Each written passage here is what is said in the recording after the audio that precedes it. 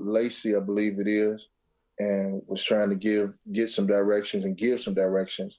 And then I kind of told her to just that she said that the Lord had talked to her and put me in her spirit to be the one to kind of talk to you, Mm-hmm. that I could be somebody that you could trust and not worry about the information being shared and gone uh, various different places. Okay. Because I pride myself on, from a pastor standpoint and then from a clinical standpoint, to be able to deal appropriately with people. And trust is a strong factor in being able to deal with people. But she didn't really go into a whole lot of details. I didn't really want her to. I wanted to just hear from you, hear your heart, and find out kind of where you are and what it is that we can share that can kind of help guide, our conversation as well as guide you in some areas of trying to get a resolve. Okay. I mean, when it comes down to my family, I'm kind What of. happened to your picture, man? What happened to your video? I took it off because, yeah, this part. No, man, we cool. We cool Okay. with that. You good? You And good? to be perfectly honest, I didn't, out of respect for you, I didn't want to be on camera indulging into a habit of mine, which Okay. Well, yeah. you good. You good. We just talking today. Okay. Now, when it comes down to my family, and this is the reason why I turned to my Uncle Lace and what I told him, because when it comes down to matters dealing with the family, I prefer to stay within the family. And this is the reason why I turned to him, and that was the discussion with him. Now, I mean, that's to me, that's kind of a tricky matter to discuss outside of family members. But I mean, when it comes down to it, within my family, I have a bad reputation. Yeah, I'm gonna try to be as blunt as possible.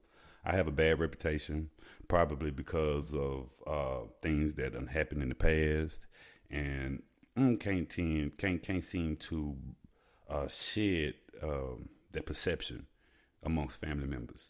And when I go around family members, it's like, okay, they want to treat me in the perception that I was. You see what I'm saying? A perfect example would be my grandmother. Now, me and my grandmother, I love my grandmother, but me and her we've always had this up and down scenario. I mean, relationship. 1 minute is on, 1 minute is off. Same situation with my mom. 1 minute is on, 1 minute is off. But when it comes down to my mom, of course, that's my mom. She is, quicker and easier for her to be like me and try to mend. You see what I'm saying? Mhm. With my grandmother, it's not. She just gonna cook. That's just the way she is. And I mean, I understand that's just her nature. But with me personally, it's not a good burden to bear.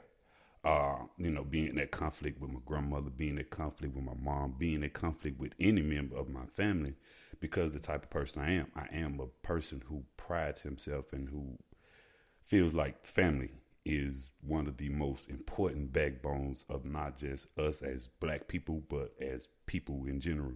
Without a strong family background, like you out here in this world by yourself, you tend to be lost sometimes. So, I mean, that's kind of in a nutshell when it comes down to the family. Now, me personally, I've been dealing with something for a long time. Feel like I have been gifted the gift of seers to be able to foresee things, and and this is where I am spiritually. Like, I'm a Taurus, so the stubbornness of a bull. All my life, I've had the intuition that this is maybe a gift of mine, but the type of person I am is like, okay, it's hard for me to accept it unless I know for sure. And this past year, these past 365 days really gave me the certainty that I am, and I do have this gift. And if I do have this gift, And being the spiritual person that I am, I feel like it's a calling for me, something I'm supposed to do to, for God, for His sake, for whatever His purpose is with this gift. God gives people gifts so they can use it for, for Him, to uplift Him. And this is my interpretation of spiritual gifts and things of that nature. So that's where I'm at. I'm at the point where, okay, in my life, I'm 38, I'm like, I've grown into my mental maturity, my spiritual maturity. And at this point right now, to proceed, I have to be careful. In my interpretation, like, you got to be careful to proceed, because sometimes, like I tell my mom, sometimes I get in the spirit and I go to speaking about spiritual things. And, sometimes you got to be careful to not speak of spiritual things if you're not sure, if you're not for certain, because then misinformation, disinformation can get out and somebody might listen, hear it, and be led the wrong way. So that's where I am spiritually. I'm trying to, discernment have been coming up. My mom done spoke it. This young lady I've been speaking with, she been speaking of it. And to me, I think that's probably my biggest challenge spiritually right now, is to be able to suppress that. Well, not necessarily suppress, but to be, when I get into that spirit, when I get into that matter, to be careful. You see what I'm saying? And I don't know. I'm not in your, I'm not a professional. I'm not, I've never been in theology. So I don't know the realms in which I'm supposed to proceed spiritually. You see what I'm saying? And right now, yeah, that's where I'm at. Like, do what you gonna do, how you gonna do it. And this is the reason why I asked my mom to, not just about me personally, but me spiritually as well. You see what I'm saying? And I believe all of them, everything has had an effect. My spiritual calling has had a personal effect on my life. And if I'm not careful now, then it will continue to have an adverse effect on my life, the way it has. Mm-hmm. And another pastor, Pastor Berry, who was one of my pastors when I was young, I spoke with him, and he was like, man, once you accept it in your heart, then you proceed from there. Then God will show you the way from there. I'm like, okay. That's one thing I've been running from, is the acceptance of it.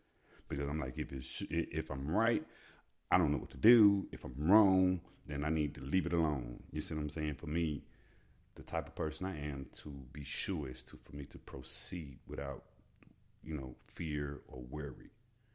So this is the reason why I asked my mom, because for her to try to have this conversation, this thing with me, it'll be more personal than spiritual. And at this point, I need a little personal, but more spiritual. Because, like I said, I think my spiritual stubbornness have had an adverse effect on my personal life. So for me to get in tune spiritually would open up the, personal, the positive effects that I'm looking to achieve. Okay. All right. I got you.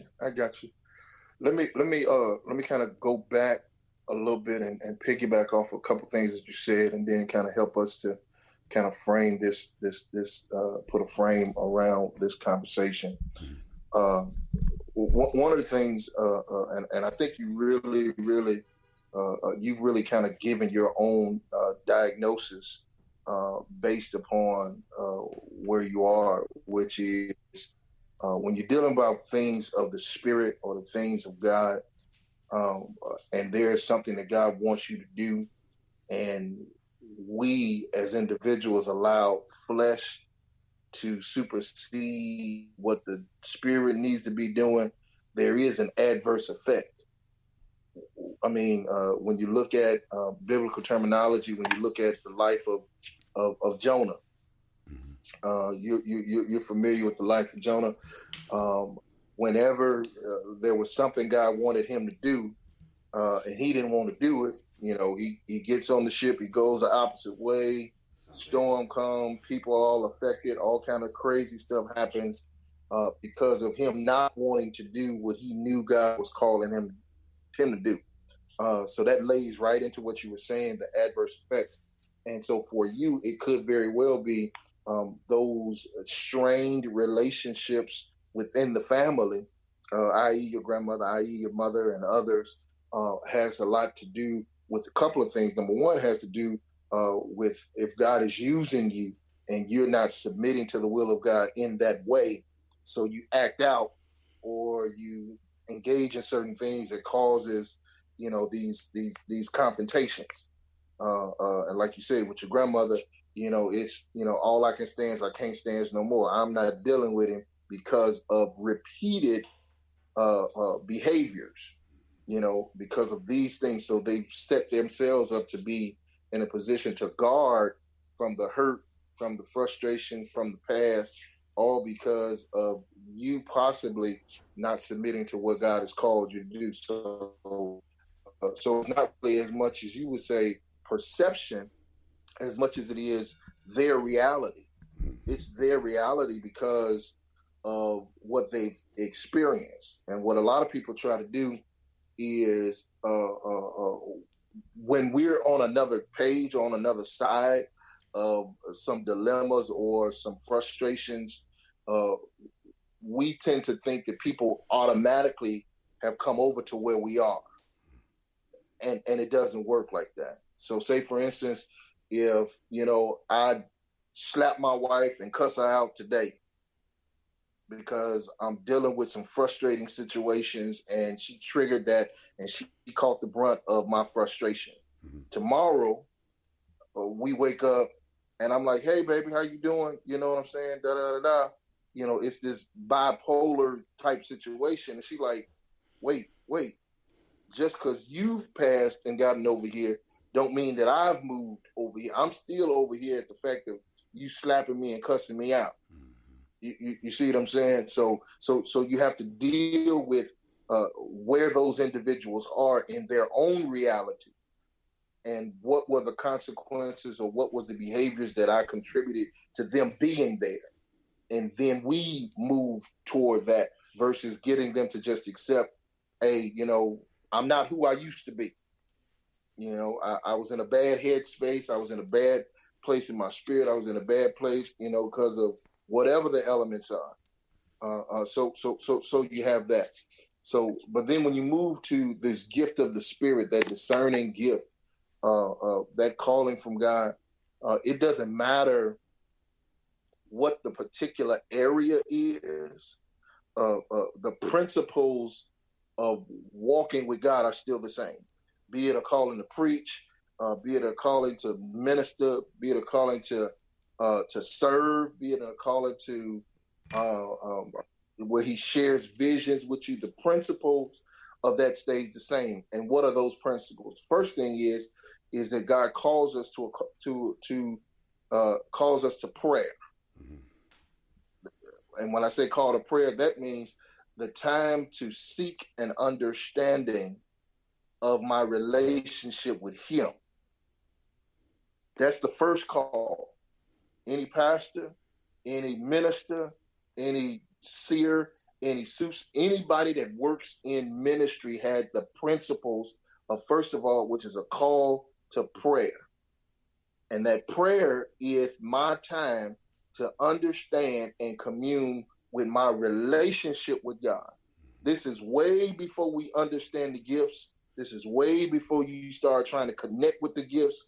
It's all about my intimate, personal relationship with God. When you go back biblically and you look at the relationship that Jesus had with his 12 disciples, mm-hmm. when he called them, I believe it's Matthew 10 or Matthew 12, the Bible says, and he called them unto himself and he gave them power. Mm. To understand the totality of that text, he says, it's him speaking, saying, I call them unto myself. In other words, he called them into a personal relationship with him. And for 3.5 years, they walk around with him, seeing things that he did, seeing the things where he opened blinded eyes, he did his miracles for the 3.5 years he was on the earth, and then they seen him die. Those 3.5 years was their time of preparation. So the first call is a call to prayer. Next call is a call to preparation, which is the training, the understanding of what it is that God is asking you to do. Mm-hmm. And when you continue to look at the life of those disciples, each and every one of them, as individuals and collectively, was going through the same training module, trying to understand what it is they're supposed to be doing. And each one of them failed. Each one of them had opportunities to stand up and really embrace what they had, but they flopped. Because why? They were in training. They trying to understand. They're trying to prepare. Jesus dealt with each one of them. Each one of them, if you go back, and I know you've been around church enough, you done heard the Bible stories. Mm-hmm. Peter denied him at the most critical time that he needed him. He was in training. But Peter still became the one that he said, upon this rock I'll build my church. Upon Peter, upon who he is, I'm going to still do a great work in him. You look at Thomas. Thomas doubted and said, hey, no, that didn't happen to him unless I see the fingerprints in his hand. You know what I'm saying? Collectively, when he tried to heal, they tried to cast out the demons out of the young lady. And they said, well, why we can't do it? He said, well, this comes through fasting and praying. Each one of them in this training time, in this time of preparation, were all still trying to understand, Lord, what is it you calling us to do? What is it that you're prepared to do? And if any preacher, pastor, if any minister, anybody that sees vision and works in the gifts, if they will be totally, totally honest with themselves and with you, they would say to you, we all are still trying to understand what God is calling us to do. Okay. I've been preaching 29 years, man. I'm a 4th generation preacher pastor. I am still every day learning more about myself, about my calling, about what God is calling me to do. So that leads me to believe, even with all of my education, my undergrad, my master's, my doctorate, my training, clinicals, at the end of the day, no man knows God to the extent to be able to put God in a box. So which means what? That we are all still trying to seek an understanding of what it is he's calling us to do. So if you think somebody's going to give you this carte blanche, paper cookie cutter understanding of this is what you're supposed to do, it's not going to happen. It's not going to happen. But what happens is that the first call, like I told you, was prayer, which means what? The closer I am with my relationship with God, the more I understand and view the things that he's allowing me to go through in my guiding me and preparing me to be used by him. And then the last piece of the principle is the proclamation, which is my ability to walk in whatever it is God is calling me to do. Okay. So it all goes back, man, to personal relationship. Even now, again, we keeping it 100 with you. The things that you're doing, you know what I'm saying, as far as what man would say, this, that, and the other, smoke, drink, whatever. At the end of the day, we all got some areas. Mm-hmm. You know what I'm saying? We all got some areas. But there should be nothing that should allow you to not be able to be in tune with him. Okay. You feeling me? Mm-hmm. Definitely. It has to be that, man. It has to go back to your personal relationship. No, I'm okay. Go ahead. No, I mean, because you touched on it a lot, and a lot of it sounds familiar.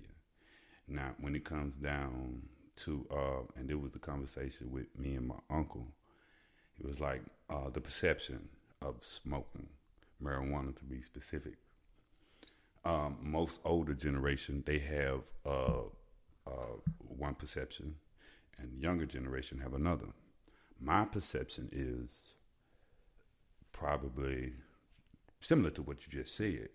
Even though I indulge in these things, this is not hindering me from seeking the knowledge, the wisdom, the understanding, from seeking God. Most people will beg to differ. Most people who have known me personally would always have begged to differ. But my strong stance have always been, it's not. You might not understand that it's not hindering me. I understand the effects of how it's hindering me spiritually, but physically, it's not hindering my ability to think and my heart. And as long as it's not hindering those things, then it's only going to be a matter of time before I walk away from it by choice. You see what I'm saying? And I kind of gave my mom a little in-depth reasoning as to why I chose to continue doing it. You see what I'm saying? It was never because mentally or here I was broken. It was the physical things that was going on. Like I said, I don't like to talk about when it comes down to personal things because it'll tend to go to, pointing fingers. So that's why I try to avoid that when it comes down to my family. You see what I'm saying? But like I said, my whole point has always been it's not hindering me from thinking clearly. It's not hindering me from spiritually, like really seeking God. You might not understand that it has been a crutch, so to speak, but it also have been, a crutch. You see what I'm saying? Yeah, I mean, that's the best way to put it, because when you use a crutch, you use it because something's broken. My spirit wasn't broken. My mind wasn't broken. My heart was broken. And this is the reason why I use this crutch as like the smoking marijuana. I used it. And this is what I told my mom, like, I used it because my heart was broken. And I didn't want my emotions to hinder my mind. Because to me, my mind is more important than my heart at this moment. For me not to lose my mind is for me to always be able to come back and review my heart with a clear mind. Mm-hmm. You see what I'm saying? And this is what I've been trying to get my mom to understand. Like, look, I used it as a crutch because I was emotionally in a bad place when I started. Now I'm at the point where I am facing these emotional bad places. And I'm doing it from a place where I feel it's safe to do so. But the only person who would open up and listen is a mother. From all of these strained family relationships, the only person who would sooner or later listen, I'm going to pick up the phone, I'm going to answer the phone call, I'm going to listen, and I'm going to hear him. I'm going to try. And by her having, her personal relationship with God, I feel like it makes it even easier as my mother and as a spiritual person to, I'm still going to pick up the phone. I'm still going to be there for my son. Other people might not. Like my grandmama, she might not be quick to do that. My mom knows me a little more than my grandmother does from a spiritual standpoint. You see what I'm saying? Like you said, the only thing my grandmama is going off of is what has become her reality, that every time situations come up, me and her bump heads. Even though that's been the reality for my mom as well, there's always a mending of the fences moment that we try to have. You see what I'm saying? Because I love my mama as much as I love my grandmama. It's equal love because these have always been my parents, the people that I looked to for guidance, for wisdom and understanding, because I didn't have my father. I had father figures who taught me how to be a man, who taught me how to work, do things. But spiritually guidance and personal guidance has always come from the female figures in my life. My mom, my grandmama, my aunt, my mom's younger sister, my aunt, my grandmama's younger sister, my other aunt. All of these females have been there to personally guide me in certain moments. I've had men to teach me how to do things and be of a man. So now when you was talking about, because see, this is like, to be honest, it's kind of came. I don't know if it was me, because at a certain age, I'm trying to remember what specifically when that age was, and I remember I was walking out of my grandma's house, and I just stood in a driveway, and I was thinking about God. I was like, if it's something out there that I'm supposed to know spiritually and supposed to be aware of spiritually, then at this moment, this is what I'm looking for. Regardless of what I go through in life, this is my mind is looking for it. And I think it's probably because of how I am by nature. I'm intrigued. I'm curious when it comes down to knowledge that I don't understand. And from the times of me reading the Bible, I'm like, it's something that I'm not getting that I should get. So I started to not just spiritually to seek him, mentally speak him. And regardless of how it was perceived by other people, I was seeking him as well. And that you kind of touched on it. Like, look, this is just something you're just going to do. You see what I'm saying? But I've always done this, even though people might not have seen it. It's always been there. And this is the reason why I feel like I kind of beat myself up about it, because when I look at it, okay, it was stubbornness. It was, you know how you is, you know, you ain't going to, I don't want to spread, I don't want to tell you information that is false. So for me to be sure is for me to walk. If all this time I'm not sure, I'm not going to take that step. You see what I'm saying? And these events that done happen, like I said, from the past year, makes me feel as if I'm sure now, I know without a shadow of a doubt. So, I mean, like I said, it was just speaking on what you were saying. Like, you know, you going in. I can't hear you.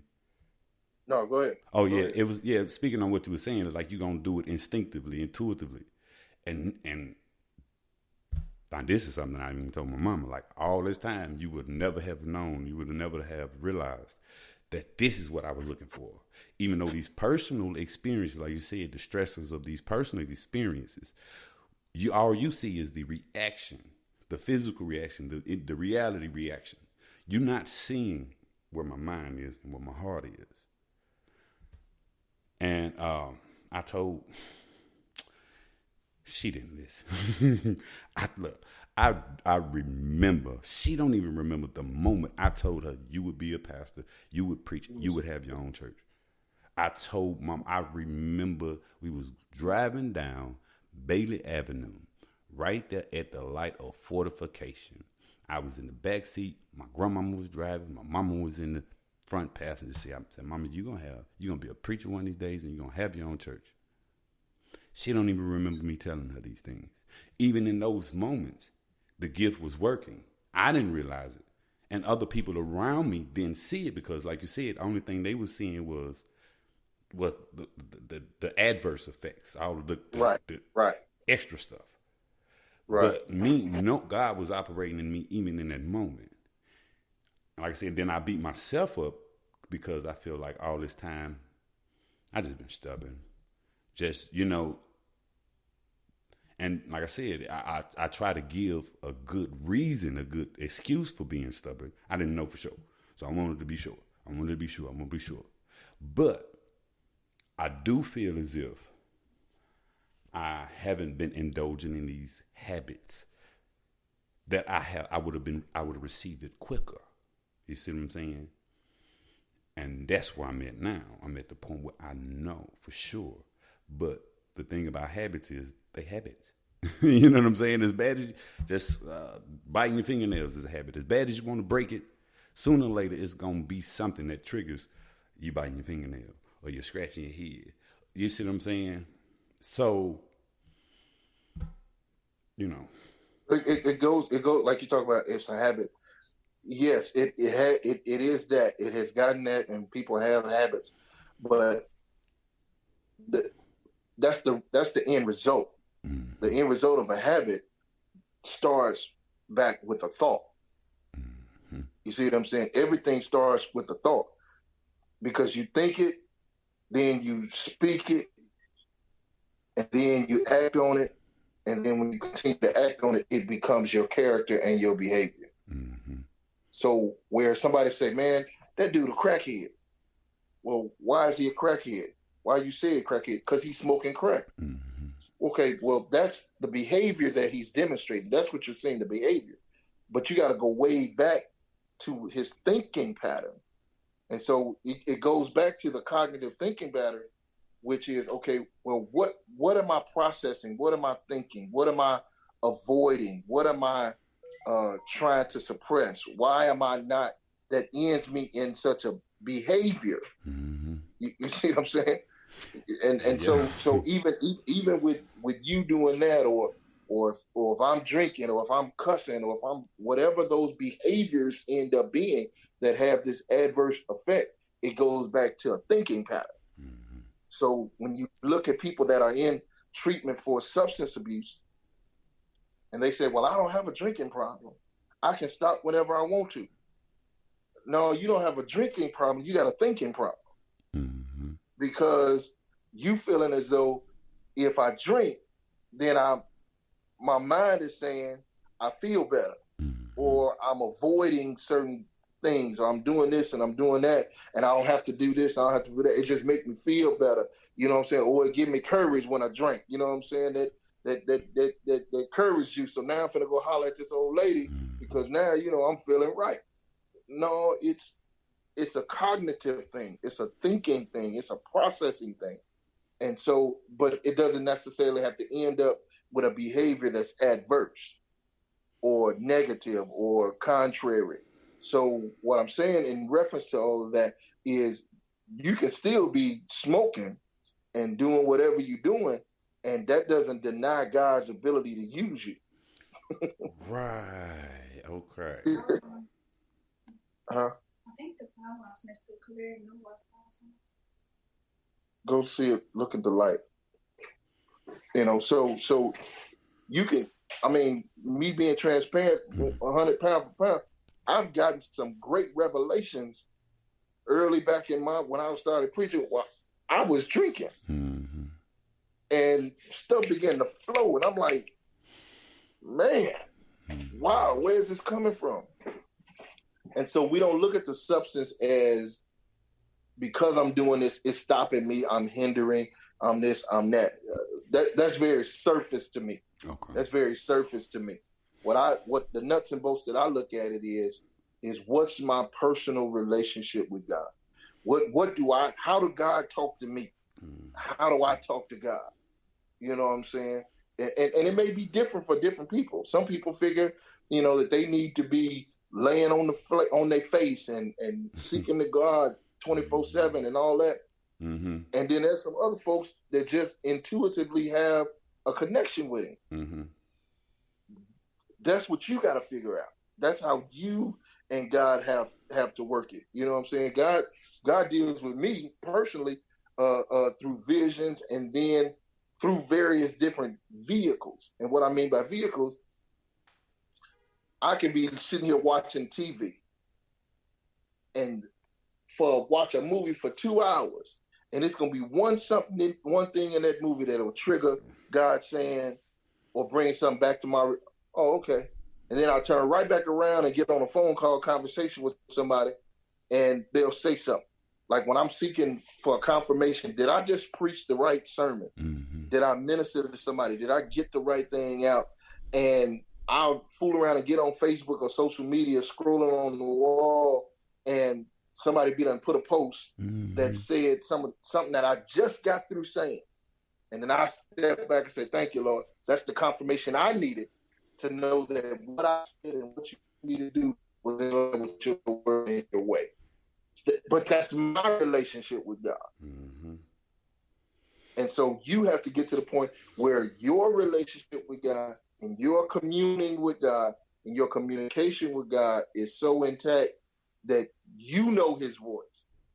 And you don't have to seek outside validation from your mama, from your grandmama, from your uncle, you will have a peace and an understanding to know this is what God is saying to me, and this is what God is charging or challenging me to do. Because at the end of the day, the gifts come without repentance. So the gift is what's going to give God glory. And if God ain't glory out of the gift, then there's a problem. Okay, now I'm going to talk about me specifically, and just in the spirit of being all the way 100. Like I said, now I'm questioning at this point. I'm questioning if the marijuana is hindering me. Like I'm not looking at how other people see it. I'm looking from an internal standpoint. Like, is it hindering me from completely receiving the message from God? And I'm gonna be honest. Mm-hmm. I don't. I feel as if it is. See, like I said, it's one thing for me to accept the fact that it's a habit. It's what I've already done, and I accepted the fact that I like it, which is makes it more habitual. You see, it makes it easier to walk away from. But at this point right now, I know financially it's hindering me, and spiritually, I'm questioning it. Now, personally, it has already hindered me because, like I said, a lot of my family members under the impression this is the reason they've had I've been this way. But spiritually, I'm questioning if it's hindering me. You see what I'm saying? And to me, that's the most important part right now. And that's just being all the way honest. And I feel like I'm not going to really, I really feel like I'm not really going to know for sure unless I quit. You know what I'm saying right now? Like you've been under the influence all this time, even though you feel like you've been getting beat to pieces. So if you was to quit now and just let it ride for a period of time and see if it's magnified without this, because God can't dwell in an unclean spirit. And to me, this is my habit and my inability to be discerned when it comes down to my mouth. It's easier for a camel to go through the eye of a needle than for a person to hold their tongue. And I'm one of the person that if you make me mad, then you're going to hear why I'm mad and how I make you feel. If I love you, and this is what I told my mama, I will tell you the negative feelings as well as I tell you the positive feelings. If I tell you I love you, when I love you, in moments when I feel like I don't love you, I'm going to tell you the same thing. I'm going to be open and honest. So like I said, when it comes down to the habit, I'm questioning if it's hindering me spiritually, not really with these personal relationships. I feel like once my family, the people who is important to me understand that it's not, then those relationships will start to mend. But it's not going to start to mend unless I get this, spiritually to see if it is or it's not. You see what I'm saying? And if it is, then definitely, that'll be the other reason. That's to walk away. Financially, it's hindering me. If personally, it's hindering me. Now, if spiritually, if it's hindering me, I definitely I want to back. I definitely got to back off. You see what I'm saying? So that's where I'm at about it. I say you spot on, man. I say you spot on, and I say that because of what you shared. But I also agree when it comes to whatever may be a vice for somebody. Mm-hmm. It could be a woman. Mm-hmm. It could be a man. It could be any kind of behavior. What you really described right then was, okay, you know what? I need to fast. Mm-hmm. You know what I'm saying? And fasting, though, is not always food. I know, right? Because, see, I've been trying to and it's funny because I really just got off of food fast. I spent this weekend you know what? I'm not going to eat for a couple of days. No food, just drink. Coffee helps to kill the appetite. So I'm going to drink coffee, I'm going to drink water, but no food. And as easy as it was for me to go without food, it's hard as whatever for me to go without this. Yeah. So it's a vice. So at this point, I'm like, look, dude, this is your biggest vice right now. You know what I'm saying? Right. So that has to be what you fast from, because when you fasting from that, it also Somebody call used to say fasting was just, you don't eat food. me. Mm-hmm. No. When you grow spiritually, you realize fasting can be from anything. Some people got to fast from Facebook. Some people got to fast from cussing or fast from whatever those areas that's dominating us. You know what I'm saying? Is the areas where we suppress. And fasting is denying the flesh so that you can get more of God. Right. To get closer to God. And the only way you make it through that period of fasting is when you feel those cravings, you be like, Lord, I need you to help me. It's time to pray. I got to pray. I got to get my head right because I don't want to fall or I don't want to stop my fast.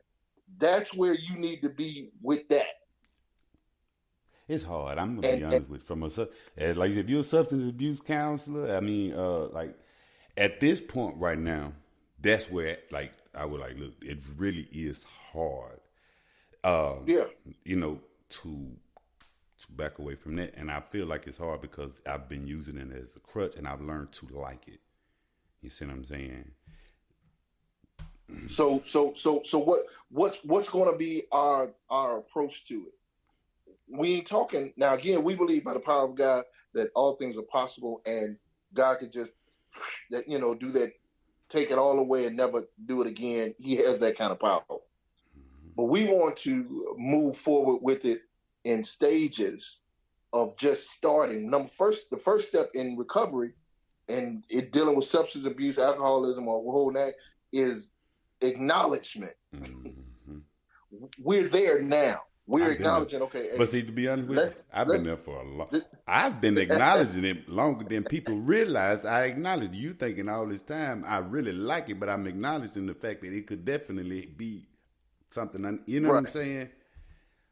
And in these moments, just like my mom, I turned like, look, I know what I feel like. I know what I should do, but I don't have the support system to do what I need to do to be able to separate myself from it. Mm-hmm. You see what I'm saying? Yeah. So let's dig clinically into that. How much do you do it, or how often? Man, I'm gonna be honest with you. The more I got, the more I smoke. Okay.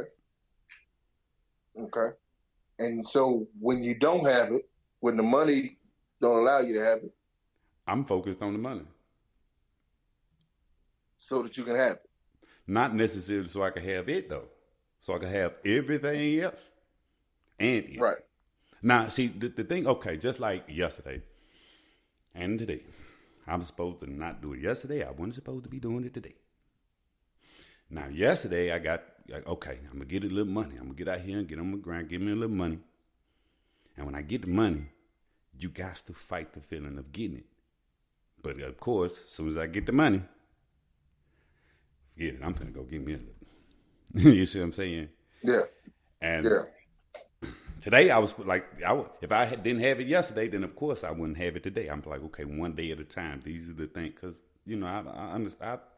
Read manuals, recovery, steps to recovery, things like this. You see what I'm saying? One day at a time is one of the most things. So I try to get it at least one whole day without it. And then, bam. But then, like, okay, today, this is all I have left.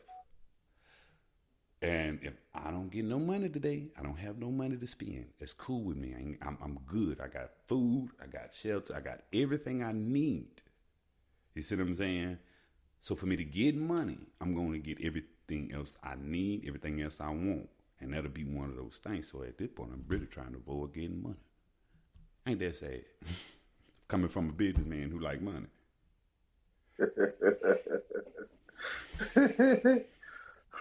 So again, it goes back to what I was saying about that changing of the thinking, that cognitive behavior.